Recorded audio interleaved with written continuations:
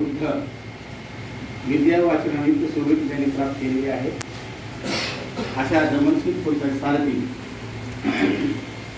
लोकांतराचे रस जाणणारे सत्यमयी तथागत भगवान बुद्ध, प्रकांड पंडित, प्रज्ञासूर्य, प्रज्ञा सम्राट, भारतीय संविधान शिल्पकार, विश्वरत्न, बोधिसत्व, परम पूज्य नेते डॉक्टर बाबासाहेब आंबेडकर या महापुरुषांच्या विचारांना वंदन करतो.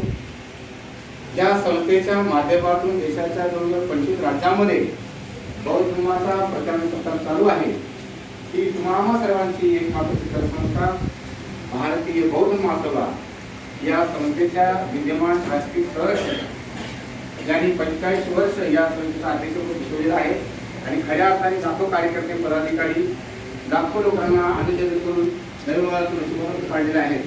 त्या राजमाता आदरणीय महापत्रिका मीराताई आंबेडकर यांच्या सुद्धा या ठिकाणी करतो. तसेच ज्यांच्या नेतृत्वाखाली संपूर्ण भारतभर बौद्ध धर्माचा प्रचार आणि प्रसार चालू आहे, हे तुम्हा सर्वांचे प्रेरणास्थान, स्फूर्तिस्थान, संस्थेचे ट्रस्टी व राष्ट्रीय कार्याध्यक्ष डॉक्टर बाबासाहेब आंबेडकरचे नातू आदरणीय डॉक्टर भीमराव यशवंतराव आंबेडकर साहेब यांचे सुद्धा धम्मगत कार्यास या ठिकाणी त्रिवार वंदन करतो.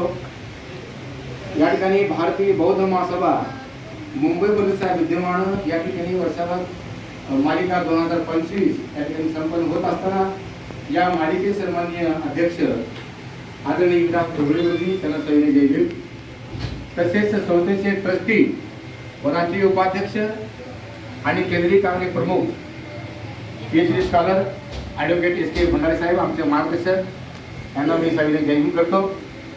तसेच जयभीम साहेब, तसेच या महाराष्ट्र राज्याच्या उपाध्यक्षा आयुष्यमान उत्पादक संस्था आयुष्यमान सावित्रीबाई गायकवाड, तसेच या ठिकाणी राज्य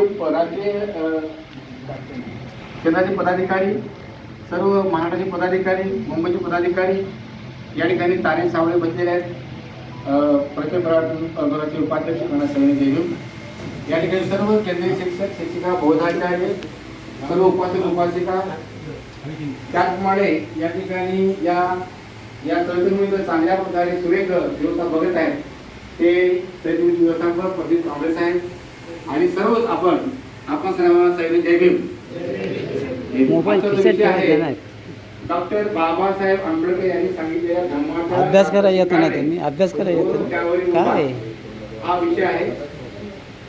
अत्यंत वरती सुद्धा आपल्याला माहित आहे की डॉक्टर बाबासाहेब आंबेडकरांनी 6 जून 1950 रोजी कोलंबो या ठिकाणी YMCA द्वारा आयोजित विश्व बौद्ध मातृत्व संमेलनामध्ये बाबासाहेबांनी भाषण केलेलं आहे. त्या भाषणामध्ये डॉक्टर बाबासाहेब आंबेडकर म्हणतात की बाबासाहेब काय म्हणतात की बौद्ध धर्माला सामाजिक परिवर्तन साधन मानले आहे. बाबासाहेबांनी जो बौद्ध धर्म आहे परिवर्तनाचं काय आहे साधन मानलेलं आहे डॉक्टर बाबासाहेब आंबेडकरांनी. आणि म्हणून त्या ठिकाणी बाबासाहेबांनी बौद्ध धर्म कसा आहे, या भारत देशामध्ये बौद्ध धर्म चांगल्या प्रकारे होता आणि बौद्ध धर्मामुळे या देशाची प्रगती झालेली आहे. सुजलाम देश होता. या देशाला सोन्याची चिडिया असं म्हणत होते. मग एवढा भारतामध्ये बौद्ध धर्म चांगल्या प्रकारे रुजला होता. मग या देशामध्ये बौद्ध धर्माचा ऱ्हास होण्याचं कारण काय, बौद्ध धर्माचा लोप होण्याचं कारण काय, नाहीसा होण्याचं कारण काय, हे बाबासाहेबांनी त्या आपल्या भाषणामध्ये सांगितलेलं आहे. बाबासाहेब आपल्या भाषणात म्हणतात, जेव्हा जेव्हा पंथ संस्कृती रुजवली गेली, पंथ संस्कृती कधी तेव्हा तयार झालेली आहे. आपल्याला माहित आहे की दुसऱ्या धर्मसंगीतीमध्ये ज्यावेळेस संगीती बोलली गेली, वैशाली या ठिकाणी वालुकाराम या विहारामध्ये काळ अशोकाच्या राजामध्ये त्या ठिकाणी त्या संगीतेमध्ये ज्यावेळेस संघामध्ये मतभेद झाला, वजीचे भिक्खू 10 गोष्टी उपासकांना मागत होते. त्या गोष्टीसाठी संघाने त्याला विरोध केला. त्यांनी सांगितले की अधर्म आहे, हे विनयाच्या विरुद्ध आहे. पण वज्जीच्या भिक्खूने ते ऐकलं नाही आणि त्या दुसऱ्या धम्मसंगीतीमध्ये खऱ्या अर्थाने आपल्याला माहीत असेल की त्या ठिकाणी वाद निर्माण झाला आणि वज्जींनी आपली संगीती वेगळी बोलवली, वेगळी घेतली आणि त्यावेळेस खऱ्या अर्थाने दोन संप्रदाय आले, दोन संप्रदाय त्या ठिकाणी महायानी आणि हीनयानी. म्हणजे महायान हीनयान. महा म्हणजे मोठे, यान म्हणजे रथ, मोठा रथ, हीन म्हणजे छोटे, छोटा रथ, मोठा रथ. आणि महायान याच्यामध्ये या संप्रदायामध्ये त्याच्यावरून त्याला नाव पडलेलं आहे महासंगीत आणि स्थैर्यवादी. महासंगीत म्हणजे त्यामध्ये तरुण भिक्खू होते, त्यांचे 12 पडले आणि जे स्थैर्यवादी होते संख्येने कमी होते त्याला आपण हीनयानी म्हणतो. 12 आणि 6 असा 18 पंथामध्ये विलीन झाला. बौद्ध धर्म 18 पंथामध्ये विलीन झाला. आपण त्याला महायान, हीनयान, वज्रयान, तंत्रयान वगैरे वगैरे असे 18 पंथामध्ये विलीन झाला.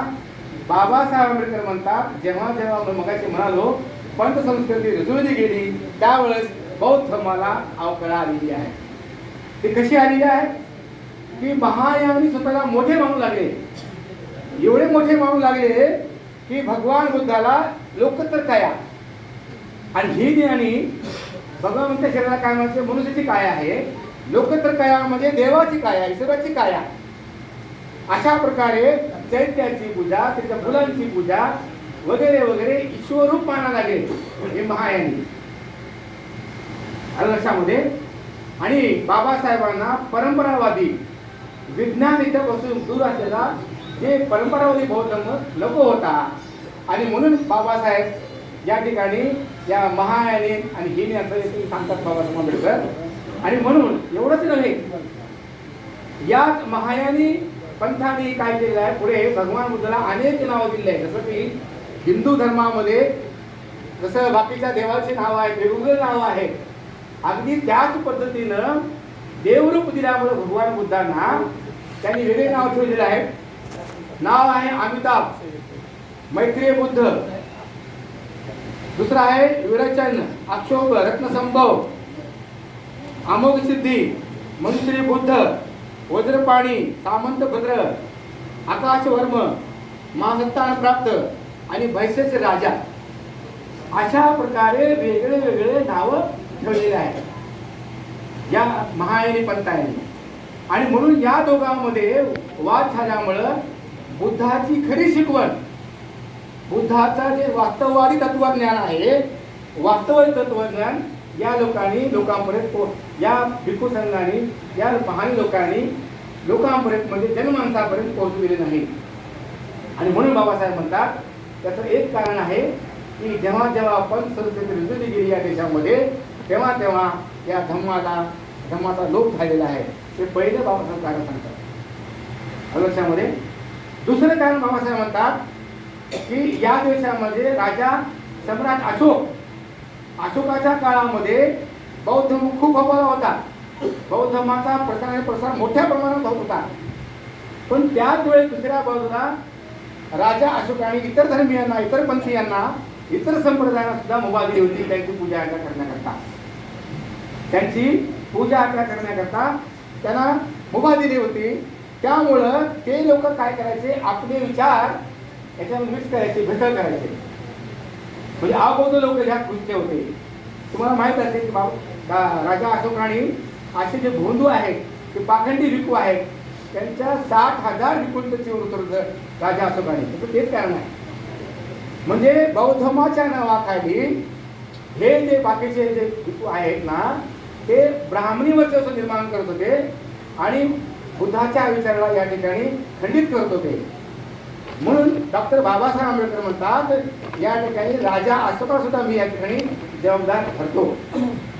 हे कोण म्हणजे डॉक्टर बाबासाहेब म्हणतात 6 जून 1950 म्हणजे हे अबौद्ध लोक असल्यामुळे या ठिकाणी ब्राह्मणी धर्माचं वर्चस्व वाढू लागलं आणि खऱ्या अर्थाने आपल्या धर्माला अवकळा येत झाली. हे दुसरे कारण सांगतात बाबासाहेब आंबेडकर. पुढे बाबासाहेब म्हणतात तिसरं कारण सांगत असताना भगवान बुद्धाच्या संघामध्ये 60% भगवान बुद्धाच्या संघामध्ये जवळजवळ 60% ब्राह्मण भिक्खू होते. किती? ब्राह्मण 60% भिक्खू होते, मग जास्त होते ना. आणि मग अशा प्रकारे हे 60% ब्राह्मण लोक काय करायचे, त्यांचे विचार घुसवायचे आतमध्ये. 60% ब्राह्मण लोक असल्यामुळं आणि भगवान बुद्धाकडे हे ब्राह्मण लोक यायचे. आल्यानंतर वादविवादामध्ये प्रश्न विचारायचे भगवान बुद्धांना आणि वादविवादामध्ये निरुत्तर करायचे भगवान बुद्ध यांना. या ब्राह्मणांना या वादविवादामध्ये भगवान बुद्ध निरुत्तर करायचे आणि हे लोक भगवान बुद्धाला शरण जाऊन भगवान बुद्धाच्या धर्माचं दीक्षा घ्यायचे आदर्शामध्ये. आणि दीक्षा घेतल्यानंतर या संघामध्ये ते यायचे. आणि अशा प्रकारे पुढे चालून बौद्ध धर्माचा प्रसार मोठ्या प्रमाणात झाला. बौद्ध धर्माचा बुद्धाचा या ठिकाणी मोठा म्हणजे भगवानाचं नाव झालं. आणि बौद्ध धर्माचा प्रसार मोठा प्रसारात होत असल्यामुळे त्या ठिकाणी इतर पंथीय, इतर जातीचे, खालच्या जातीचे लोक सुद्धा या बौद्ध धर्माची दीक्षा घेऊ लागले, खालच्या जातीचे लोक. त्यामुळं अर्थातच राजाद्वारा, धनिकाद्वारा, धनिक आहे म्हणजे जे पैसेवाले आहेत, प्रचंड प्रॉपर्टी त्यांच्याकडे आहे, त्याला बोललेल्या धनिकाद्वारा आणि राजाद्वारा अर्थातच हे जे खालच्या जातीतील ते भिक्खू धम्मदेश दिले बौद्ध धर्माची, या भिक्खूला सुद्धा अर्थातच मान प्राप्त झाला, सन्मान प्राप्त झाला, त्याची पूजा होऊ लागली. हे मात्र ब्राह्मणाला आवडलेलं नाही. जे ब्राह्मण 60% भिक्खू होते ना, यांना आवडलेलं नाही आणि ते अंतर्गत कारवाया करू लागले आणि बौद्ध धर्माच्या विरुद्ध जाऊ लागले हे 60% ब्राह्मण. आणि म्हणून बाबासाहेब आंबेडकर म्हणतात, या ब्राह्मणी वर्चस्वामुळे सुद्धा काय झालेलं आहे, या ठिकाणी धर्माचा लोप झालेला, घात झालेला आहे. असे त्यासाठी बरेच कारण बाबासाहेब आंबेडकर सांगतात. याच्या पुढे बाबासाहेब बोलतात, आपल्याला माहित आहे प्राचीन भारतामध्ये कुलदैवत, नागदेवता अशा अनेक देवता होत्या ना, ग्रामदेवता, प्रदेश देवता, नदी देवता वगैरे वगैरे अशा अनेक देवता होत्या.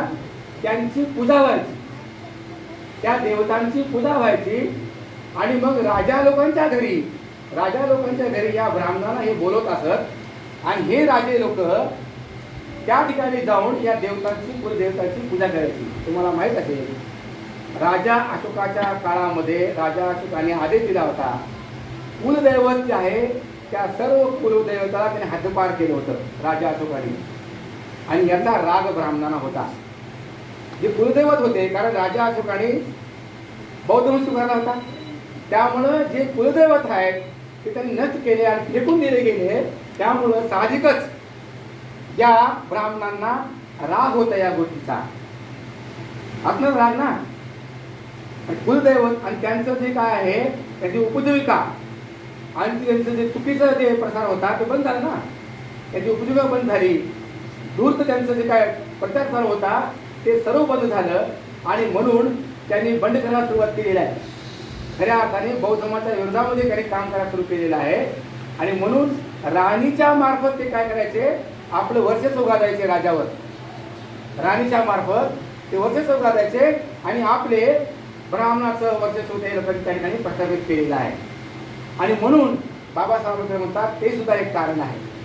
म्हणजे ब्राह्मणी वर्चस्व हलकं हलकं वाढू लागलं, म्हणजे पुढे जाऊ लागलं. हे चौथं कारण बाबासाहेब आंबेडकर सांगतात. आणि तुम्हाला माहित आहे की पुढचं कारण डॉक्टर बाबासाहेब म्हणतात, भिक्खूंचा अभाव निर्माण झाला होता. कोणताही धर्म जिवंत राहण्याकरता त्यांचे पुरोहित, त्याचे धम्मगुरू कायम असले पाहिजे. आपला धम्म आहे, आपले धम्मगुरू भिक्खू आहे. आता आपण बौद्धाचार्य आहोत, तेथे शिक्षक आहोत, पदाधिकारी आहोत, बरेच शाखा आहेत आहे ना. हे कायम असल्याशिवाय तो धर्म किंवा आपला धम्म टिकून राहत नाही. म्हणून बाबासाहेब आंबेडकरांनी सांगितलेलं आहे की भिक्खूचा अभाव निर्माण झाल्यामुळं, भिक्खूचा अभाव का निर्माण झाला त्यालाही कारण आहे, त्यालाही ऐतिहासिक कारण आहे. आपल्याला माहीत असेल की ब्राह्मण ग्रस्ती होते आणि भिक्खू चिवरदारी असल्यामुळं ते विहारात राहायचे शिवधर आश्रमात विहारात राहायचे, त्यांना सहज ओळखता येतं, त्यांना सहज ओळखता येतं, ब्राह्मणांना ओळखता येतं नव्हतं, कारण भिक्खू विहारात राहायचे. त्यामुळं जे परदेशी विदेशी आक्रमक आहेत, मुसलमान आक्रमक आहेत, त्यांनी खऱ्या अर्थाने या भिक्खूची कत्तल केलेली आहे. कुणी मुस्लिम आक्रमकांनी भिक्खूच्या कत्तली झालेल्या आहेत. आणि जे भिक्खू वाचले ते भिक्खू चीन, जपान वगैरे तिबेट याला पळून गेलेले आहेत. आणि या मुस्लिम आक्रमकांनी काय केलेलं आहे की काही लोकांना जबरदस्ती मुसलमान केलेला आहे, जबरदस्ती मुसलमान केलेला आहे. आणि म्हणून डॉक्टर बाबासाहेब आंबेडकर सांगतात, कोणताही धर्म जिवंत राहण्याकरता त्यांचे पुरोहित आणि त्यांचे धर्मगुरू जिवंत असणं गरजेचं आहे. आपला बौद्ध धर्म आहे. आणि म्हणून भिक्खू फक्त विहारात राहायचा. भिक्खू असे असल्यामुळं ते बाहेर जात नव्हते आणि त्यांची ओळखण्याची खूण होती शिवर. आणि म्हणून त्या मुस्लिम आक्रमकांनी खऱ्या अर्थाने बौद्ध धर्माची नाजूक केलेली आहे. आणि म्हणून बाबासाहेब आंबेडकर ते कारण सांगतात की कत्तली झालेल्या आहेत भिक्खूच्या. एवढंच नव्हे, नालंदा तक्षशिला हे विश्वविद्यालय आहे. या विद्यापीठामध्ये आपल्याला माहीत असेल की नालंदा विद्यापीठामध्ये जवळजवळ 2 लाख ग्रंथ होते. किती? 2 लाख ग्रंथ. या 2 लाख ग्रंथाला आपण जाळलेला आहे. या बख्तियार खिलजीनी जो मुस्लिम होता त्यांनी काय समजलं, हा किल्ला आहे, नालंदा विद्यापीठ किल्ला आहे आणि त्याचे शिवरदारी ते भिक्खू आहे, सैनिक आहे, असं समजून त्यांनी तिथे हल्ला केला आणि त्याला आग लावून दिली नालंदा विद्यापीठाला. त्यामध्ये म्हणजे ज्ञानाची वारसा मी मगाशी म्हणालो 2 लाख ग्रंथ होते. हजारो वर्ष ते ज्ञान लोकांना देत होते विद्यापीठ. पण त्या ज्ञानाचा वारसा मोडीत काढला. त्याचं कोण आहे? आक्रमक ते मुस्लिम आहेत. ते बाबासाहेब आंबेडकर उदाहरण देतात. तक्षशिला असेल, नालंदा विद्यापीठ असेल. अशा प्रकारे आपल्या बौद्ध धर्माचा या ठिकाणी लोप झालेला आहे, ऱ्हास झालेला आहे. आपण त्याला ऱ्हास म्हणता येणार नाही. या ठिकाणी आजच्या ऱ्हास दिलेला आहे, लोप पावला होता. ऱ्हास म्हणून बिलकुल नाही झाला नाही, बौद्ध होता काही अंशी आणि म्हणून लोप नाही होता. अशा प्रकारे बाबासाहेब म्हणतात भिक्खूंचा अभाव निर्माण झाला होता. त्याचे मृत्यूचे कारण आहे. आणि त्याचा पुढे बाबासाहेब म्हणतात, आपल्याला माहित आहे की मौर्य वंशाचा राजा, शेवटचा राजा भरद्रथ याचा सुद्धा कपटाने खून केलेला आहे. कुणीला काय केलेला आहे तुम्हाला माहित असेल की पुष्यमित्र शुंग नावाचा तो सेनापती होता, तो ब्राह्मण होता.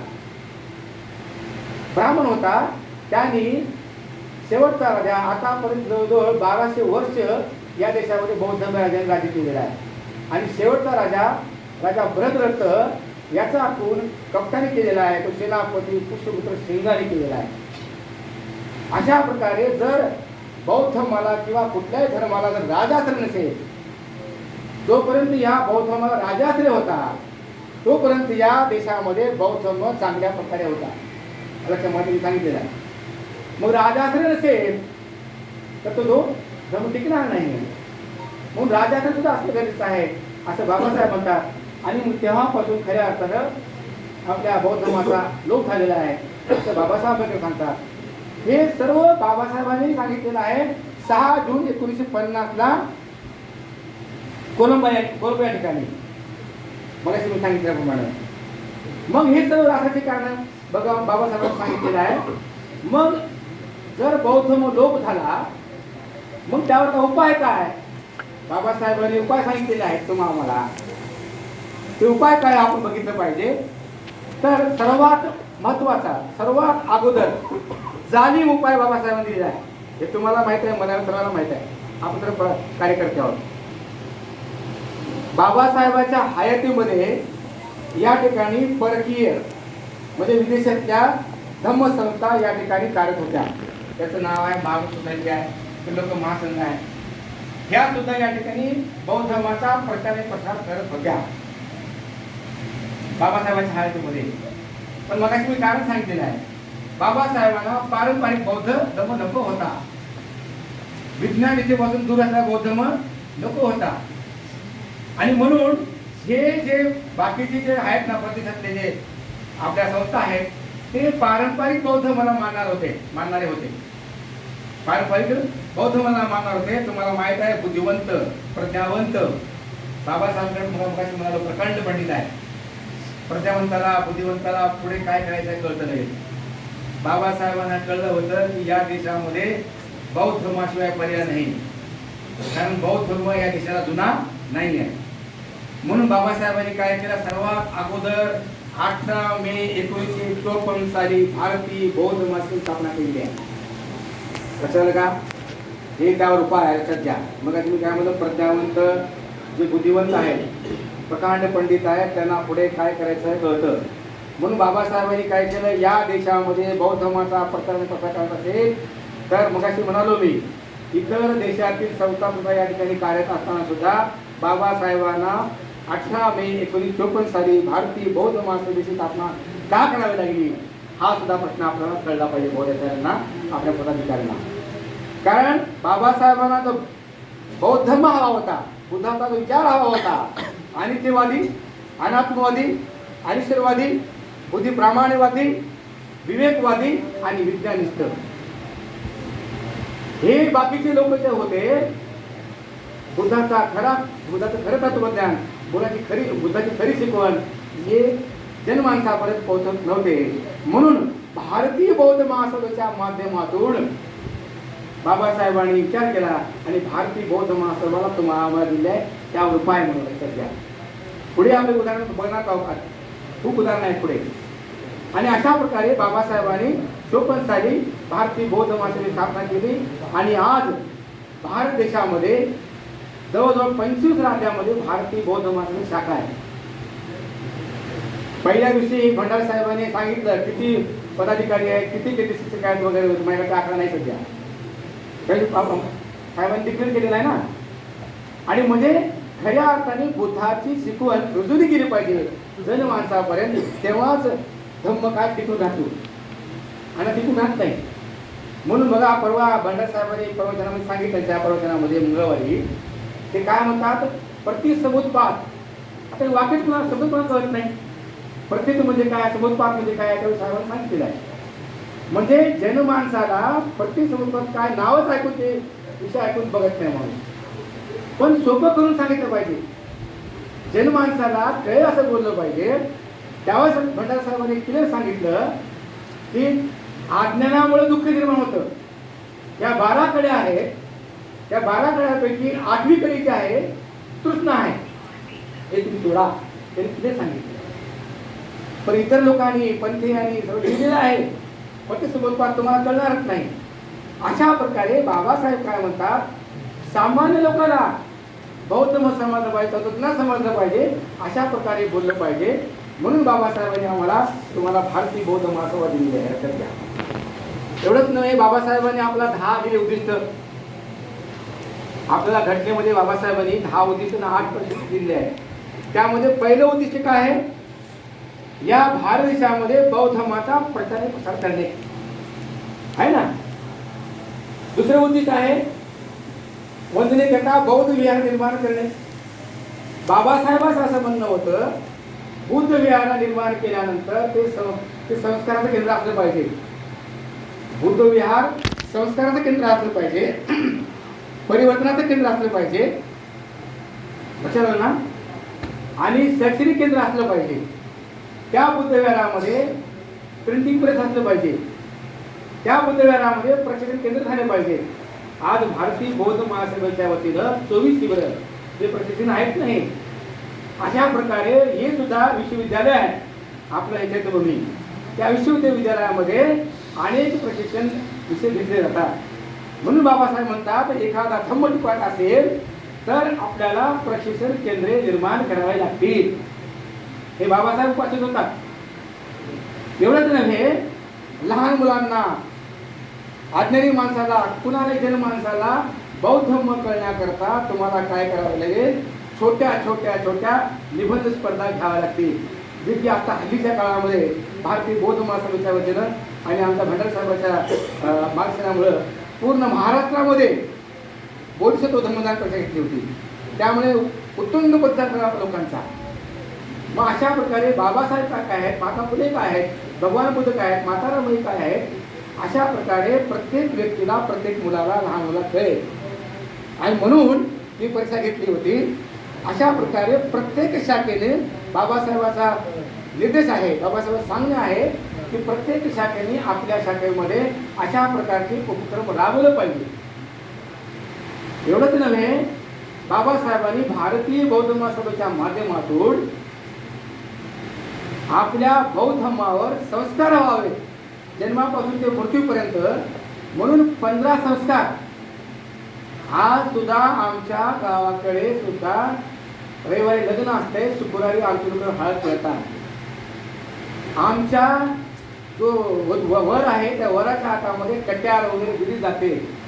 आमच्या बौद्धांकडे सांगावं लागतं लग्नामध्ये की तुम्ही तुमचं पागोडे काढा, कट्यार काढा वगैरे. मग त्याची चुकी नाही, ते हे चुकी त्यांची नाही, आम्ही तिथपर्यंत गेलो नाही. म्हणून बाबासाहेब म्हणतात तुम्हाला तळागाळापर्यंत जावं लागेल. आणि म्हणून ते माध्यम म्हणून आज भारतीय बौद्ध महासभा राज्य लेवलवर, जिल्हा लेवलवर, तालुका लेवलवर, ग्राम लेवलवर अशा प्रकारे शाखा निर्माण करण्याचं काम करीत आहे की जेणेकरून बौद्ध धर्माचा प्रचार आणि प्रसार मोठ्या प्रमाणावर होईल. आणि या देशामध्ये अंधश्रद्धा, कर्मकांड, दैववाद, नशीबवाद बिलकुल नाही. कारण या पुरोहित लोकांनी काय केलं होतं, या ब्राह्मण लोकांनी काय केलं होतं, तुमच्या आमच्यावरती दैववाद, नशीबवाद अशा प्रकारच्या अनेक गोष्टी रुजवल्या होत्या. आणि अशा प्रकारे जर आपण या ठिकाणी जर असे कार्यक्रम राबवले, उपक्रम राबवले तर या देशामध्ये बौद्ध धर्म टिकून आहे. बाबासाहेब पुढे म्हणतात एवढंच नव्हे, कोणताही धर्म टिकून राहण्याकरता आपण धर्मच आहे ना, त्या संघटनेतील कार्यकर्ते बुद्धिजीवी पाहिजे. बुद्धिजीवी म्हणजे ज्ञानी पाहिजे, त्यांना धर्मात सखोल ज्ञान पाहिजे, ते हाताजवळ पाहिजे. जसं तुम्हाला माहित आहे ना, मिलिंद पन्नामध्ये पण ते नागसेन आणि राजे मिलिंद यांचं समाज आहे ना. आज आमच्या समाजामध्ये मिलिंद तयार झालेले आहेत, आम्हाला नागसेन व्हावं लागेल. मग नागसेन कधी होणार तुम्ही?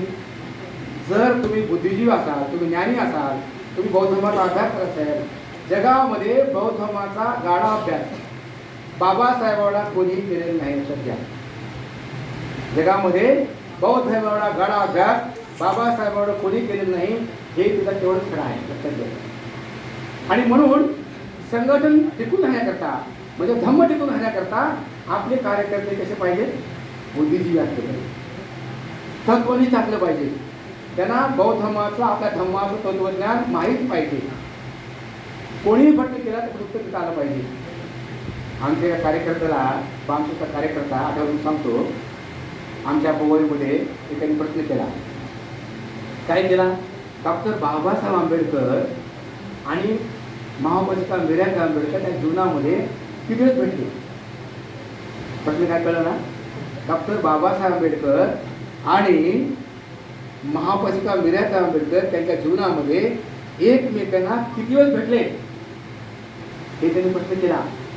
आमचा बौद्धाचार्य हजरजबाब होता, बाबासाहेब हजरजबाब होते की नाही. बौद्धाचार्यांनी ताडकं उत्तर दिलं, ते उत्तर काय असं उत्तर, पण उत्तर देणं गरजेचं आहे. त्यांनी काय सांगितलं? अरे बाबा, बाबासाहेब आंबेडकर महापरिषदा मीराबाई आंबेडकर यांचं नातं तुला माहित आहे का? नातं माहित आहे. किती वेळ भेटलं सांगता येते का? 1 लाख वेळेस, 2 लाख वेळेस सांगता येत नाही. आणि मग त्यांनी प्रतिप्रश्न केला त्या पुढच्या व्यक्तीला, कारण का बुद्धिजीवी पाहिजे ना, हजरजवळ पाहिजे. मला एकच प्रश्नाचं उत्तर दे, तुझ्या पत्नीच्या हातामध्ये किती बांगड्या आहेत? तो उत्तर देऊ शकला नाही, झाला तो निरुत्तर झाला. लक्षामध्ये अशा प्रकारे तुम्हाला आम्हाला धर्माचं तत्वज्ञान माहीत पाहिजे, तेव्हाच आपण काही लोकांपर्यंत जाऊ शकतो, लोकांना सांगू शकतो. अशाच प्रकारे ब्राह्मण लोक भगवान बुद्धाकडे का वळायचे? कारण वादविवादामध्ये भगवान त्यांना हरवायचे आणि हरवल्यामुळं ते भगवान बुद्धाच्या विपुसंगामध्ये यायचे, पण त्यांनी आपले विचार सोडले नाही. लक्षात घ्या. मग अशा प्रकारे बाबासाहेब आंबेडकरांनी आम्हाला इतकं मोठं हे दिलेलं आहे, विचारपीठ दिलेलं आहे भारतीय बौद्ध महासभा. आणि आज भारतीय बौद्ध महासभेच्या अनुषंगाने भारतामध्ये खऱ्या अर्थाने मोठ्या प्रमाणावर बौद्ध धर्माचा प्रचार चालू आहे. त्याचं कारण मग गुरुजींनी बाळांना सांगितलेलं आहे की कितीतरी कार्यकर्ते आहेत, पदाधिकारी आहेत, शिक्षक आहेत ना, बोधाचार्य आहेत आणि शिक्षक आहेत वगैरे वगैरे. अशा प्रकारे ते कार्यरत आहेत आणि अभ्यासू आहेत. आपल्या अभ्यासातून भारतीय बौद्ध महासभेच्या माध्यमातून बौद्ध धर्माचा प्रसार मोठ्या प्रमाणावर करत आहे. तुम्हाला माहीत आहे 1951 साली बाबासाहेबांनी भगवान बुद्धांचा धम्म लिहायला घेतला. बाबासाहेबांनी 1951 साली भगवान बुद्धांचा धम्म ग्रंथ लिहायला घेतला आणि 56 तरी संपवला. बघा, म्हणजे इतकं वर्ष बाबासाहेबांना लागलं ते ग्रंथ लिहायला. तुम्हाला माहित आहे इतर संप्रदायांनी, इतर धर्मांनी, इतर पंथांनी सिद्धार्थ गौतम जन्मानंतर 5 पाऊल चालले. तुम्हाला पटते काही? इतर संप्रदायांनी, इतर धर्मांनी अशा प्रकारे भेसळ होऊ नये, खरा बौद्ध धर्म कळला पाहिजे भारतीयांना, बुद्धाची खरी शिकवण कळली पाहिजे, तत्वज्ञान कळलं पाहिजे. म्हणून बाबासाहेबांनी बुद्ध आणि त्यांचा धम्म हा ग्रंथ लिहिलेला सध्या आणि ती तो त्रिपिटकाचा सार आहे. तो ग्रंथ आहे. सर्वात शेवटी बाबासाहेबांनी 4 दिल्यात प्रतिज्ञा. ते लोकांना माहिती प्रतिज्ञा द्या. आपण कित्येक वेळ तो ग्रंथ वाचला असेल. किती लोकांना माहिती आहे प्रतिज्ञा? हात वर करा. बुद्ध आणि त्यांचा धम्म काय दोघं तिघांना माहित आहे. स्वतः गायकवाड आहे त्यांना माहित आहे, पण ते मी सांगणार नाही, तो विषय नाही, वेळ नाही आपल्याला. म्हणजेच बाबासाहेबांना काय बोलायचं होतं हे आपल्याला माहितच नाही ना. अर्थ फक्त आपल्या घरामध्ये ग्रंथ आहे नाही, ग्रंथ असून चालणार नाही. त्याचं वाचन केलं पाहिजे, आत्मपरीक्षण केलं पाहिजे.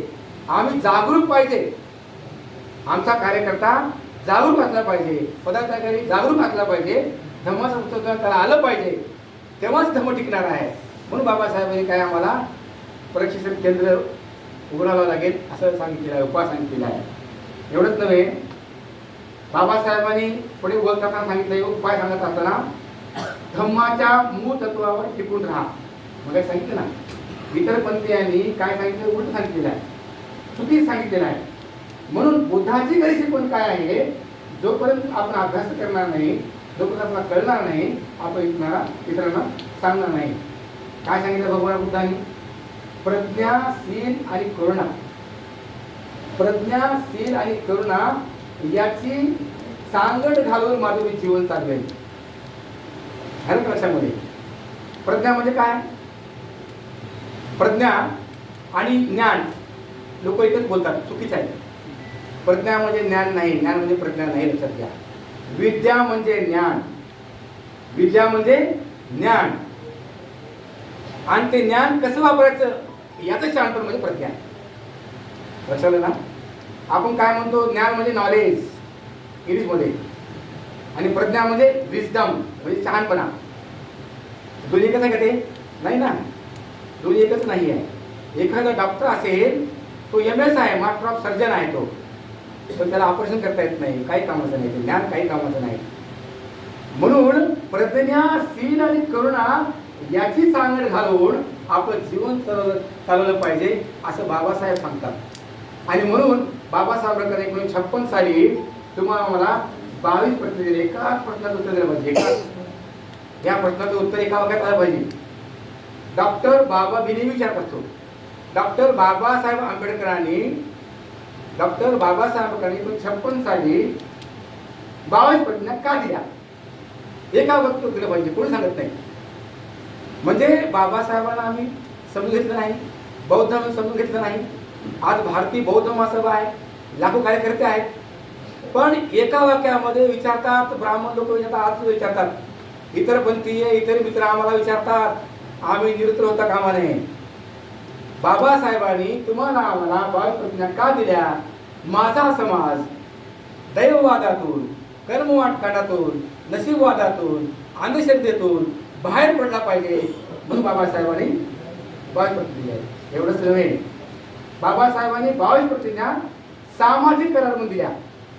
सामाजिक करार आहे आपला, आणि बौद्धांची आचारसंहिता. मग जे जे बौद्धाचार्य, जे जे आपले बौद्ध बांधव आहेत, बौद्ध धर्माचं आचरण करतील, पालन करतील, तो धर्म टिकून राहील की नाही. म्हणून जनमानसापर्यंत हा बौद्ध धर्म जाण्याकरता आपल्याला शाखेच्या मार्फत जे 24 शिबिर आहेत ते 24 शिबिर आपण राबवलं पाहिजे. पण कोणतीही शाखा 24 शिबिर राबवत नाही. अत्यंत महत्त्वाचं शिबिर आहे भारतीय बौद्ध महासभेच्या माध्यमातून राबविण्याचं व्यक्तिमत्व विकास शिबिर. फार कमी शाखा राबवतात. तुम्हाला माहित आहे आता आमची मुलं बौद्ध धर्मातील मुलं आता डॉक्टरेट, इंजिनियर, प्राध्यापक सर्व शिकत आहेत, चांगल्या प्रकारे शिकत आहेत. मग आता PhD स्कॉलर होण्याकरता, PhDला ॲडमिशन करण्याकरता त्याचं नाव आहे GD. GD म्हणजे ग्रुप डिस्कशन. त्या ग्रुप डिस्कशनमध्ये 10-12 लोक असतात. आणि जेव्हा मुलगा एंट्री करतो त्या हॉलमध्ये, एंट्री केल्यानंतर केशभूषा, वेशभूषा त्या मुलाची होती पाहिजे ते बघतात. आणि ते व्यक्तिमत्व विकास मध्ये शिकवलं जातं भारतीय बौद्ध महासभेच्या माध्यमातून. हे असे 24 शिबिर आहेत. आणि आमचे जे चांगले शिकलेले मुलं सुद्धा ग्रुप डिस्कशन मध्ये फेल होतात.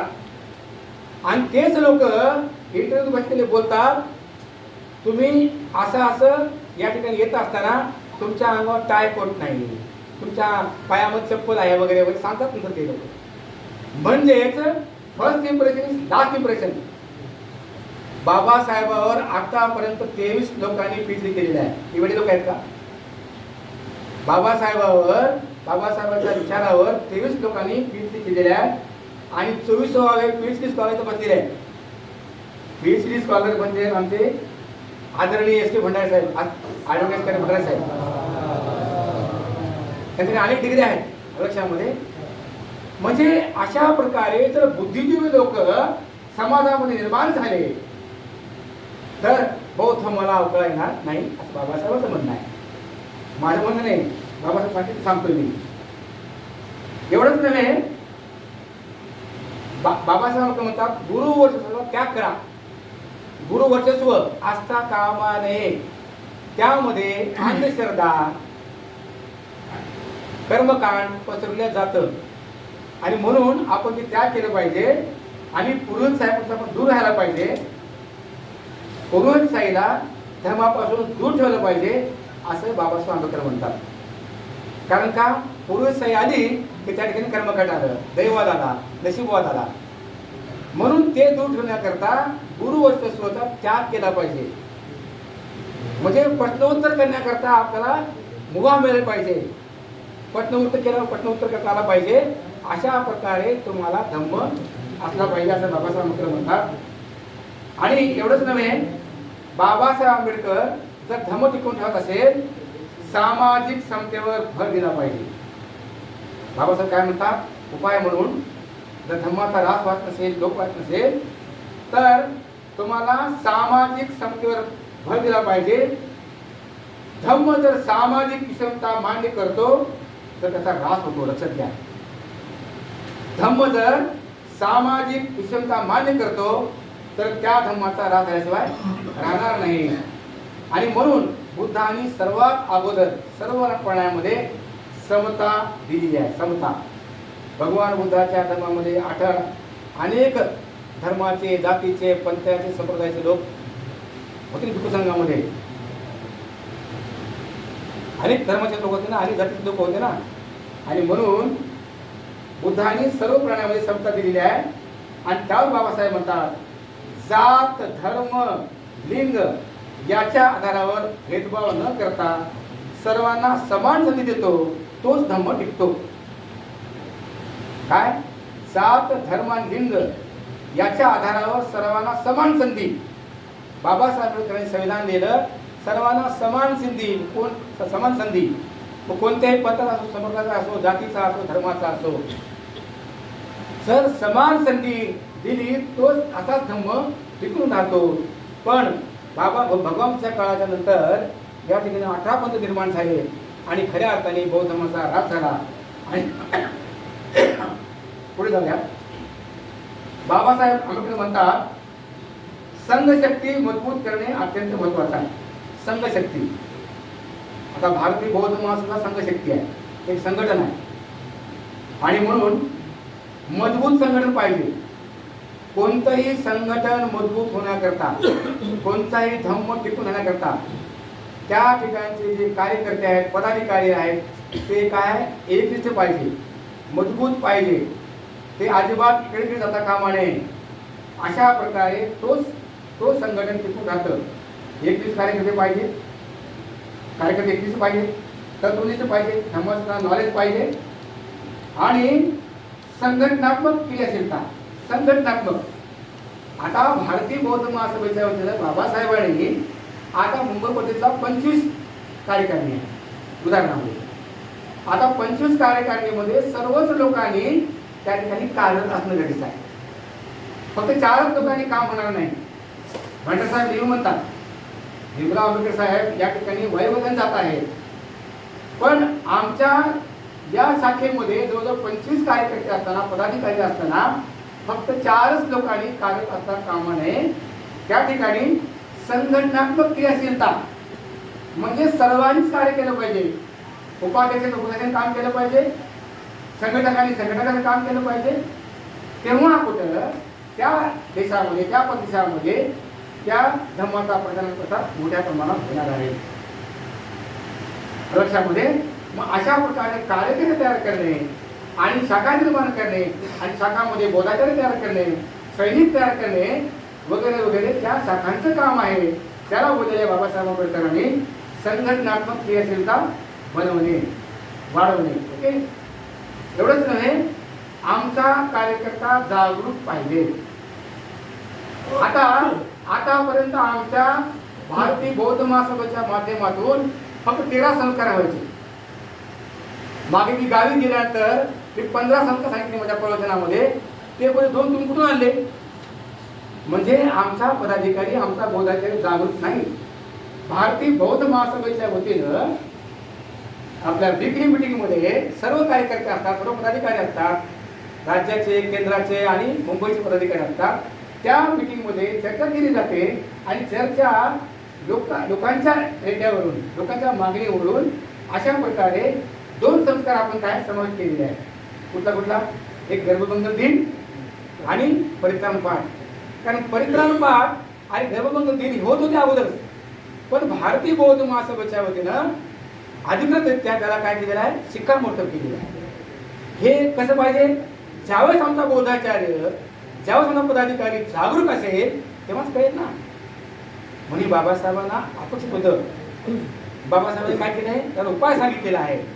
म्हणून आमचा बौद्धाचार्य, पदाधिकारी जागरूक असणं अत्यंत गरजेचं आहे. तत्वनिष्ठ आचरण. बाबासाहेब म्हणतात नुसतं वरवरचं आचरण नको.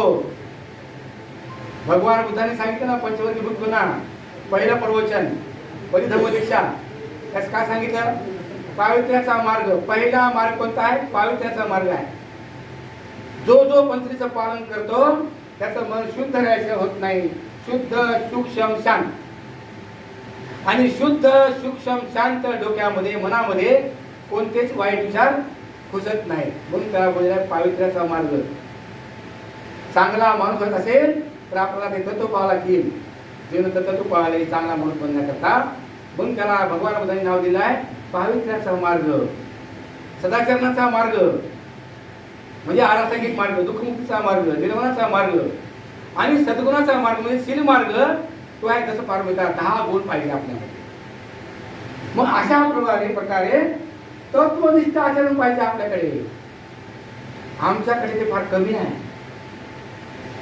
आम्ही सहज खोटं बोलतो. बुद्धाला सांगितलं पावित्र्याचा मार्ग आहे. आम्ही आलो दादरला आणि तुम्ही पत्नीने फोन केला, कुठे आहात तुम्ही? मी आलो तुम्हाला केलं. म्हणजे आम्हाला सहज खोटं बोलता येते, बोलतो आम्ही, कारण आम्ही सुद्धा गृहस्थ आश्रमामध्ये आहोत. म्हणून भगवान बुद्ध म्हणतात की जो पंचरीचं पालन करतो तो शुद्ध होतो. आणि म्हणून बाबासाहेब भिक्खू संघावर अवलंबून होते. बाबासाहेब म्हणतात भिक्खू संघावर अवलंबून राहतात. जर आदर्श धर्मप्रचारक म्हणजे बौद्धाचार्य, उपासक, उपासिका, केंद्रीय शिक्षक, शिक्षिका हे सुद्धा जर पंचशीलेचं तंतोतंत पालन करत असतील, आचरण करत असतील, ते सुद्धा भिक्खूपेक्षा कमी नाहीत. बाबासाहेब महत्व लक्षात घ्या. म्हणून भिक्खू संघावर अवलंबून राहता आदर्श धर्मप्रचारक निर्माण केले पाहिजे. आणि म्हणून बाबासाहेबांनी भारतीय बौद्ध महासभा तुमच्या आमच्याकडे दिलेली आहे. लक्षात घ्या, अत्यंत मोठं माध्यम आहे. या माध्यमातून तुम्हाला फार मोठं काम करता येतं. लक्षात घ्या. आणि 24 शिबिरं काय साधी शिबिरं नाही, लक्षात घ्यायचं. म्हणून अशा प्रकारे बाबासाहेबांनी तुम्हाला आम्हाला उपवास सुचवलेले आहेत धम्म टिकून राहण्याकरता. आणि पुढे जाऊया. आणि म्हणून जागरूकता असणं गरजेचं आहे, शिक्षण असणं गरजेचं आहे. आता भारतीय बौद्ध महासभेकडे अनेक दिग्गज शिकलेले लोक येत आहेत. प्राध्यापक येत आहेत, इंजिनियर येत आहेत, वकील येत आहेत, न्यायाधीश येत आहेत. कारण का त्यांना उशिरा का होईना बौद्ध मग कळत आहे, म्हणून ते आता आकर्षित होत आहेत. त्याला कारणीभूत कोण आहे? भारतीय बौद्ध महासभाच आहे. आणि म्हणून आता भारतीय बौद्ध महासभेच्या वतीनं मंडळ जोडो अभियान, बुद्ध विहार जोडो अभियान असे जे 8 मार्ग सांगितलेले आहेत बाबा भीमराव आंबेडकर साहेबांनी, हे 8 मार्ग आपल्याला घेऊन जायचे आहेत. आणि अशा प्रकारे आपल्याला या ठिकाणी समाज जोडायचा आहे समाजाला. आणि लोक जनमानसापर्यंत आपला धम्म जर गेला तर धम्म तो टिकून राहील. लोकांना तत्वज्ञान कळेल की भगवान बुद्धांनी आणि बाबासाहेबांनी बौद्ध धर्मावर काय सांगितलेलं आहे. अशा प्रकारे जर प्रत्येकाला जर बौद्ध धर्म कळाला तर प्रत्येक कार्यकर्ता जागरूक राहील, धर्माचं नॉलेज राहील, शिक्षण असल्यामुळं. आणि त्यामुळं ते पूर्ण समाजामध्ये बौद्ध धर्माचं तत्वज्ञान खऱ्या अर्थानं त्याला कळलेलं असेल आणि तो लोकांपर्यंत सांगेल, लोकांना सांगेल, तेव्हाच कुठं आपला धर्म टिकून राहणार आहे. म्हणून बाबासाहेबांनी अनित्यवादी, अनात्मवादी, अनिश्वरवादी, विवेकवादी, बुद्धिप्रमाणवादी आणि विज्ञानिक धर्म दिलेला आहे. हे तुम्हाला आम्हाला शाखा शाखामध्ये गावागावामध्ये प्रसार करायचा आहे. जोपर्यंत हे कळणार नाही तोपर्यंत आपला समाज अंधश्रद्धेतून व दैववादातून नशीबवादातून बाहेर पडणार नाही. भारतीय बौद्ध महासभा कित्येक वर्ष 54 सालापासून कार्यरत आहे. आणि आज कित्येक कार्यकर्ते आहेत, पदाधिकारी आहेत. आता हळूहळू गावापर्यंत भंडारसाहेब नेहमी म्हणतात गावापर्यंत आपला धर्म गेला पाहिजे. कारण गावामध्ये शाखा फार कमी आहेत. आणि म्हणून ते हिंदू पद्धतीनं बाकीच्या गोष्टी करतात.